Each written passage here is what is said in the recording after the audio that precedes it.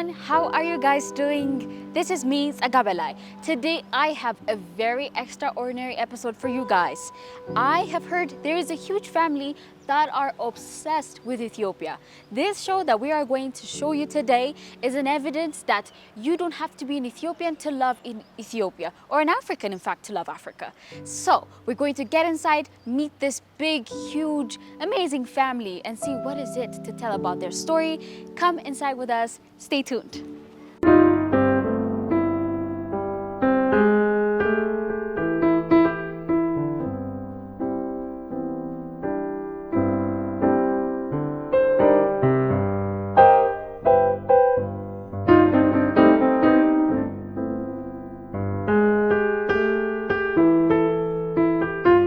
Thank you so much for having us here, sir. Yeah, it's a delight to be here. We're excited to be back in Ethiopia. First of all, I love your energy. I love the energy of this whole space. But for our audience that doesn't know, who am I with? Tell us about yourself. Well, my name is Joe Harding, and I had the privilege of coming to Ethiopia 70 years ago with my mother and my father, and my twin brother, and another brother at 1 year old, and a sister that was about to be born. And she was born in Princess Ahai Hospital then, and then another brother, also at Princess Ahai. So there were 5 of us kids. And we landed in the old airport here, and we have been involved in Ethiopia in some way for the last 70 years. And I had the joy of growing up here, doing my elementary school in Kolfe, just not so far from here, and then came back to work as a pastor of the International Church here near Sarbet, and to teach at the Evangelical Theological College. And then what was interesting, my 2 daughters, one born in Nigeria, the other born in Kenya, were raised here and went to the same school I did, Bingham Academy. And so there's been this strong attachment to Ethiopia for all these years. That's pretty amazing and very exciting story to tell, for sure. Could you remind us the first experience that you had when you first came to Ethiopia? Wow. Well, I was only 3 years old, so I can't quite remember all my feelings. Okay. Except I've always enjoyed injera and nawat. Oh my God! From the get-go as a child, Okay. I've loved it. What's your favorite what? Okay. Oh boy. Tibs commitment agar, when, bayanitu, Okay. nagagin, sharowat, gomen.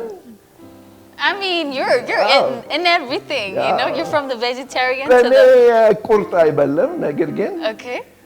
Yaschagram nene, but Walaita. I grew up in Sodo, Walaita. Okay. And you know, when they eat the beef, kort, they put it in their mouth, and then they get the knife and go just like do this. like that, yeah. Yaschagram nene. And they afincha batam rejim silhoni, but afincha tinzi honal.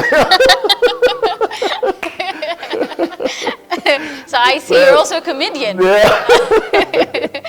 Okay, so take us through the journey of how your childhood was here in Ethiopia. Well, the first 9 months here, my parents went through Amharic, learning the Amharic language. So that was just north of here. And then we moved, our family moved to Waliso, not too far from here. So had a few years there as a little boy. And then we moved here to the city.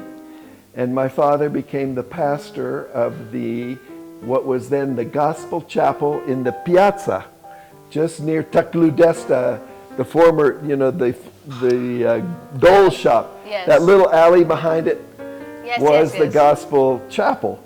And so we had many university students who were wanting to know English, a lot of diplomats coming there. And then eventually it moved here to this space for a number of years.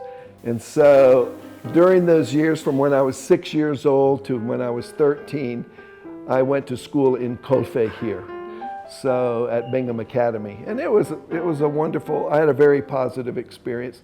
When we were in Sodo, though, that took 2 days to get to Sodo. Now it takes 6 hours or so. But it was gravel road to Shashamani, and then Chika, Shashamani is Sodo dress. And that just makes it a bit hard. Wow, we got stuck in the mud one day, one night. So we just went to the village there, and some friends invited us into their hut. Okay. So we slept in the hut that night, you know, thatched roof. Gojo bit, yes. Gojo bit. Lamoch wustu nabar. But in the middle of the night, I would hear, shh, you know, oh, what is this? And, you know, it was a radical experience for me, you know, to take that in. And then we dug it out the next morning, our four-wheel drive. Finally, we made it to near Sodo. But then there was this long hill. Yeah.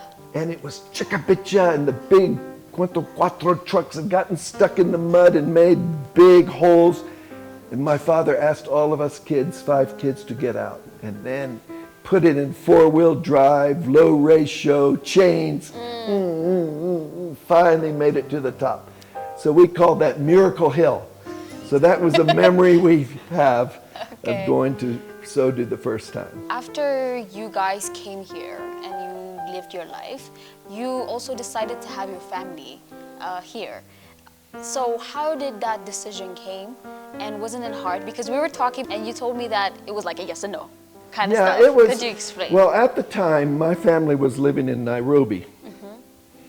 And we were really enjoying life in Nairobi. Was a wonderful experience for us. And then the international director of our mission organization called SIM, it's almost 100 years old here in Ethiopia. It started in 1927, you know, a long time. Alert was built by SIM, Pasteur Institute was built by SIM. So there's just this long history that SIM has here.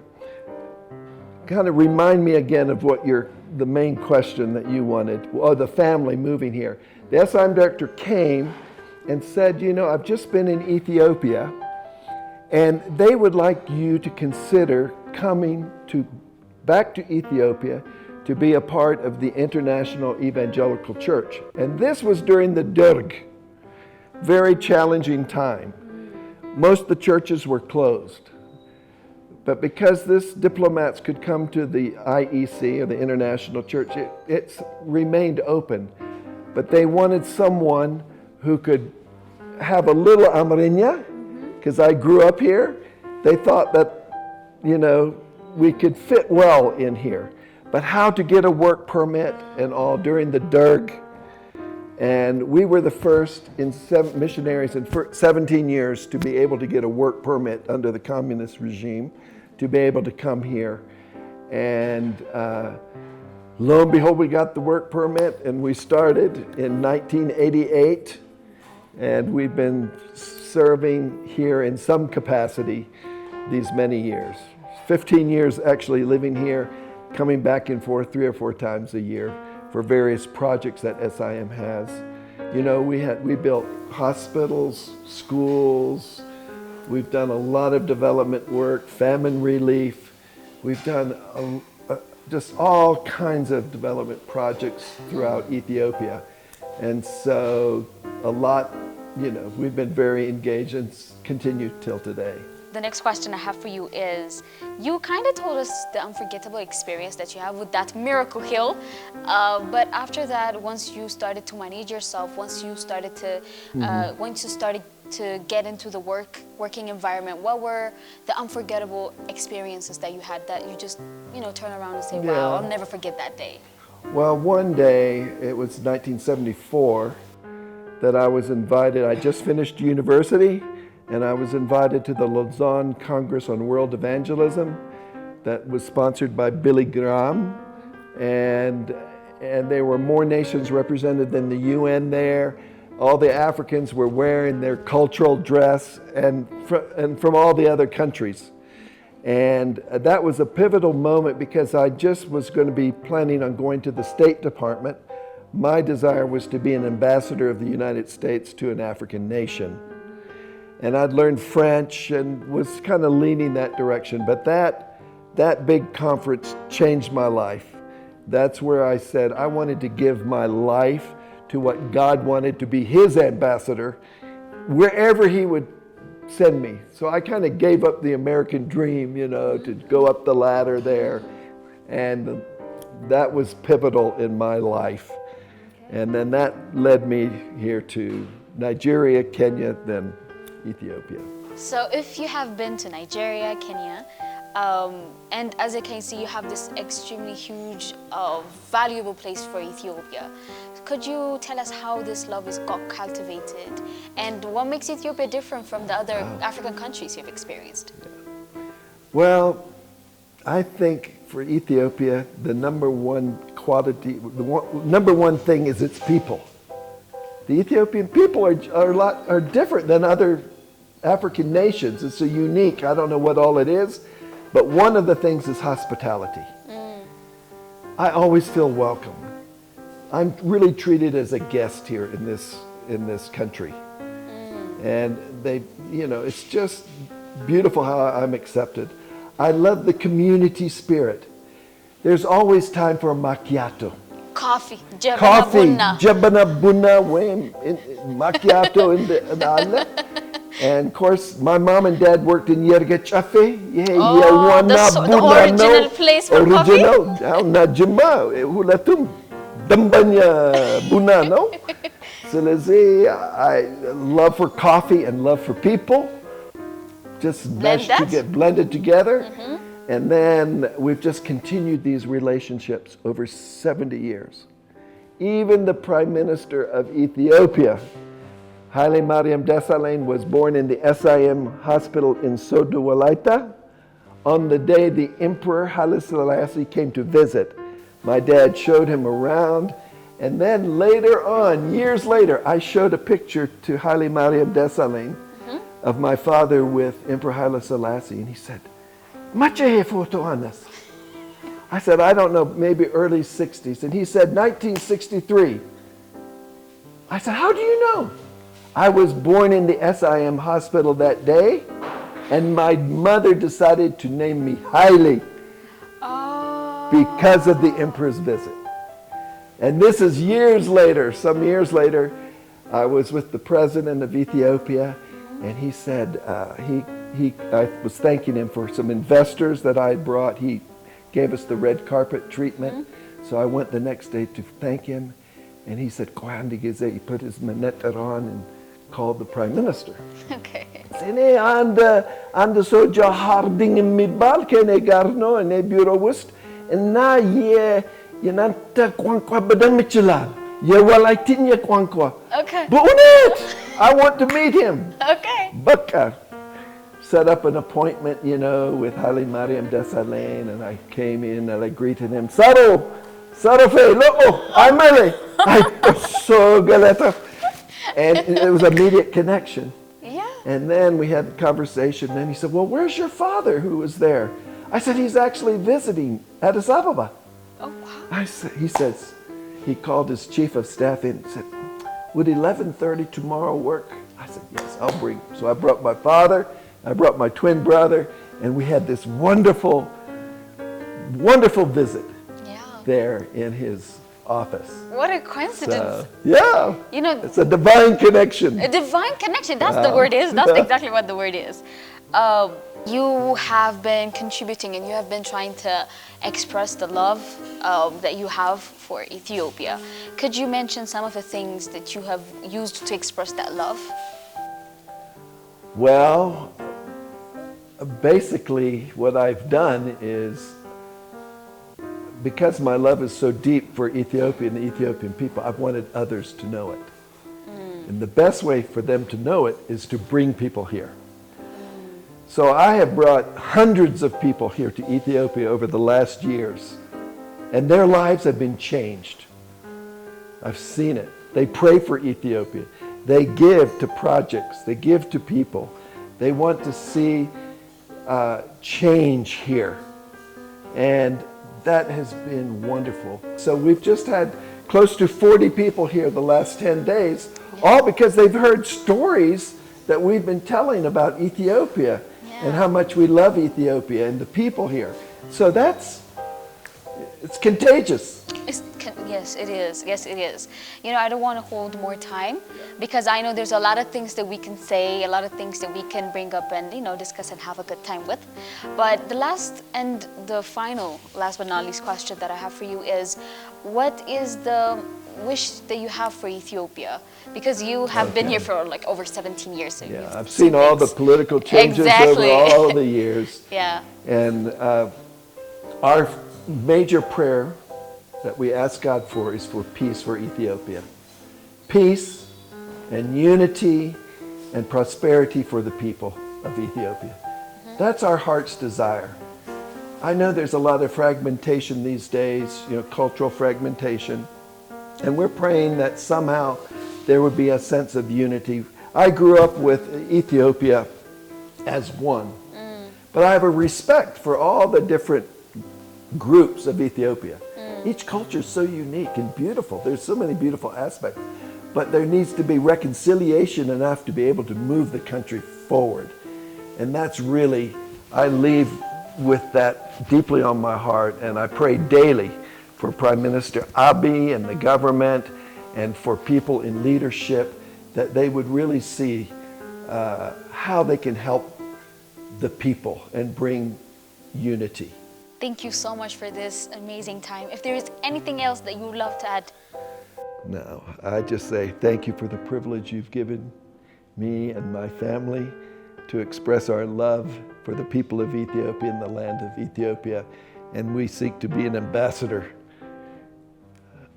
of Ethiopia, you know, to the United States. I guarantee that.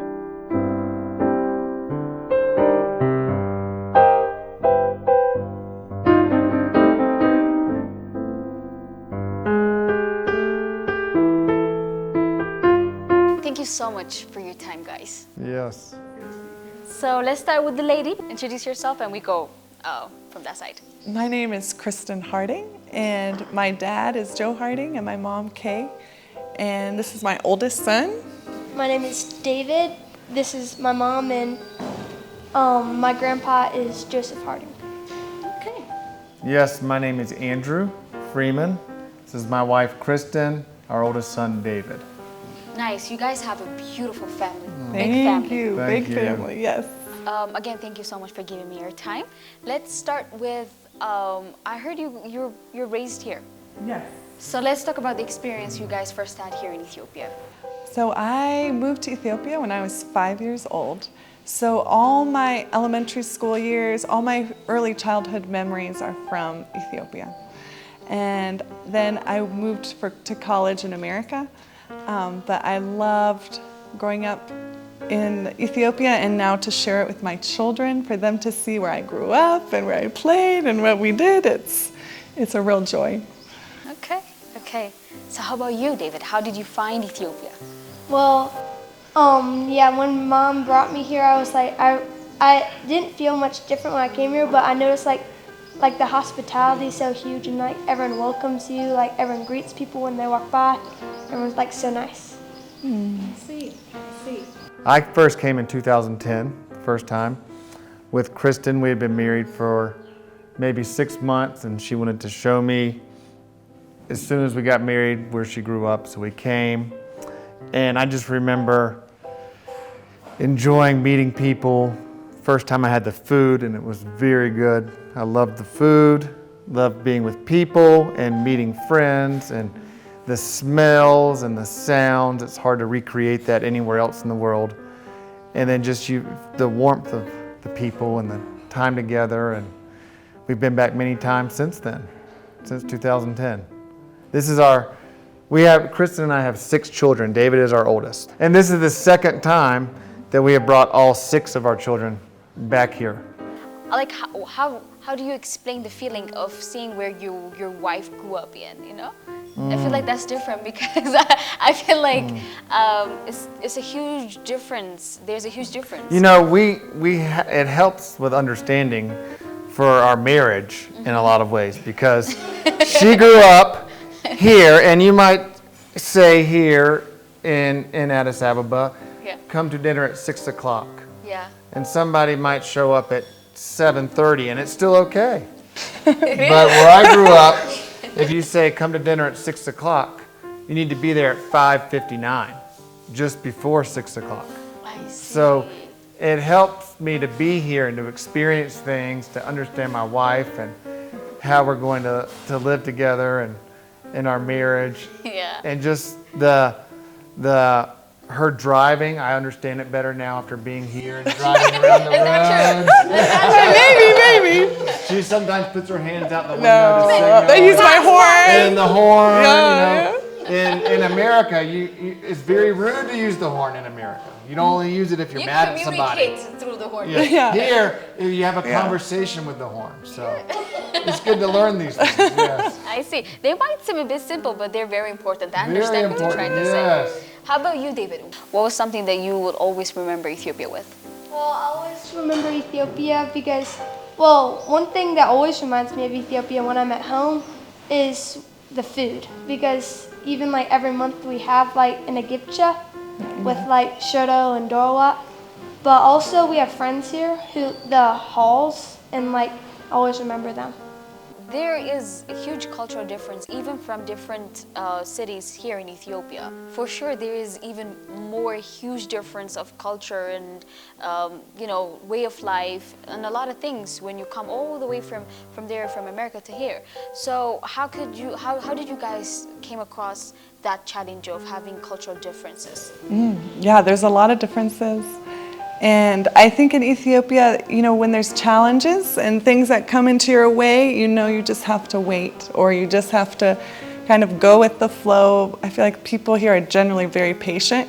In America, it's so rushed, go, time. And I think that cultural difference is a big thing, and one of the reasons we love coming back and just enjoying a different sense of time even. And I think, our children, when we brought them last time, they loved it so much. Just so many things that are just different. And when you're in such a different place, you see things through different eyes. And they loved it so much, they wanted to bring their friends and show them a different culture and a different just way of being and living. So on this trip there's 39 people total, and a lot of them are their friends that wanted to come see. What makes Ethiopia so different. But yeah, one thing I think that's fun for the kids to see is at home we go to a restaurant and we get served a plate of food, and all we know is this plate of food. We don't know anything about it. But today, just in one day, we're driving from Bishoftu back to Addis, and you see the ox and the plowing the field, and you see everybody planting to get ready for the rainy season. And then you see the goats walking into town, and you see the meat in the butcher shops just hanging there. So you see your food all the way through here, and by the time you're served your food, you know what it's like, you know where it's been. But we have no idea. Maybe we just open it from a plastic wrapper and put it on a plate, put it in the microwave, and eat it. Yeah. And here you're more in touch with everything, and the kids get to experience all of that and see life from every level. Is there anything else you'd love to say, David, about this? Well, I just love to notice how, I really love the people and I really love the food, but there's so many other things to love about Ethiopia. I don't think if I named them all, we'd be here till midnight. Do you like the music? I love the music. Teddy Afro. Did you sing a bit of it? A bit of his song? Ooh. You know a little bit, David? No. You know about it? I don't really remember. I love the sound of it, but I don't know the words. As an Ethiopian, having this different perspective about my country, or having this different way of understanding one exact same place is just so fascinating for me. Have you guys ever traveled outside of Addis? Yes, yes. I've been to Lalibela. Okay, which one is your favorite though? Well, my favorite place outside of Addis? The Lungano area, Lake Lungano area. Swimming in the lake, in the countryside. At night, you can see every star in the sky. There's no lights.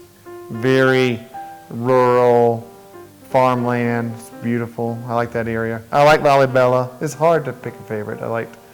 We've been to Hawassa. We've been Few other places like that, yes. Okay. Is there anything else? Is there any other places that, because you guys are husband and wife, you probably like what he likes. There's places she's been that I want to go. Okay. That she went when she was a child, and I want to go to those places. But yeah, we've been far, like to Gambela area.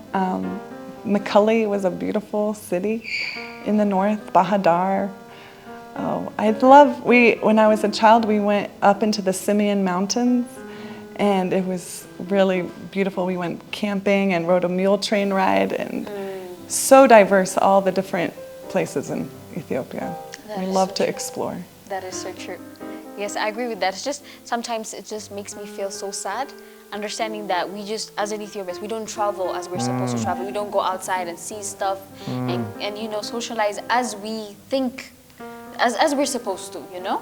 And maybe this is a sign God is trying to give me that maybe I should travel more. yes. And also our audiences, maybe this might be a sign for us to, you know, to travel more if we don't.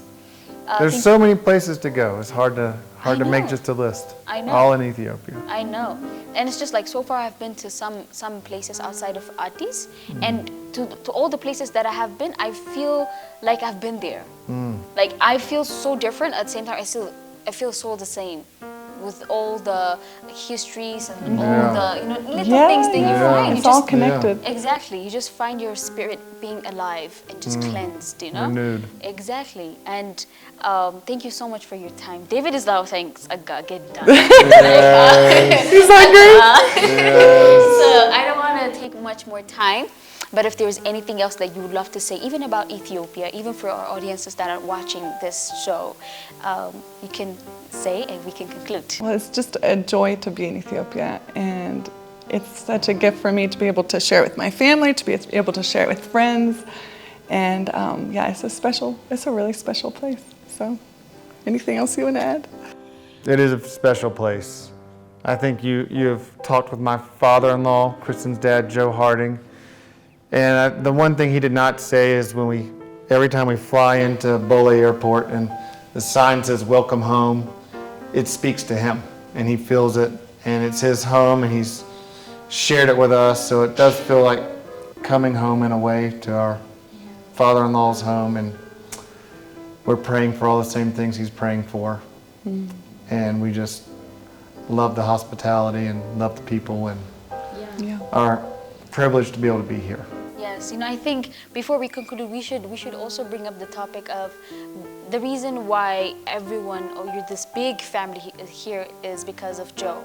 And maybe we can conclude this episode or this show by talking about the role that Joe had in creating the image of Ethiopia that you guys have right now. Well, Dad, the stories he has from his childhood and all the adventures he went on as a child, I think it did give me just so much excitement as a child, and just able to enjoy, and just knowing like what he shared with me then became my own experience and my own stories. And so Dad did impart a lot of joy just and love for Ethiopia to me. He is quite the ambassador. It's contagious. It is contagious. His love for Ethiopia is contagious. Yeah. And at home in America, he feels like he's a foreigner, but he comes here, and it's true, he feels at home. And that's just because of how much love he has for everyone. And I think he caught it from his dad, who brought him here in 1954. In the past 70 years, it's been a part of his life. I see. How about you, David? Is there anything else you want to say about Papa Joe? Oh, I heard you calling that. he's like the best grandpa I could ever have. I'm so glad he brought me. He's like, he knows everybody. He like puts me with the right people, at the right restaurants, the right music. All the connections. So guys, this is what we had for you guys for this week. I hope you guys enjoyed and got a lot of different perspective of how we should know our country and also other countries outside of where we live. Because traveling, going to new places, understanding other people is one way or another understanding ourselves. And I feel like that's the huge point of humanity. And I hope you guys got a new and different perspective again. Thank you so much for watching. Until I see you guys next week. Goodbye.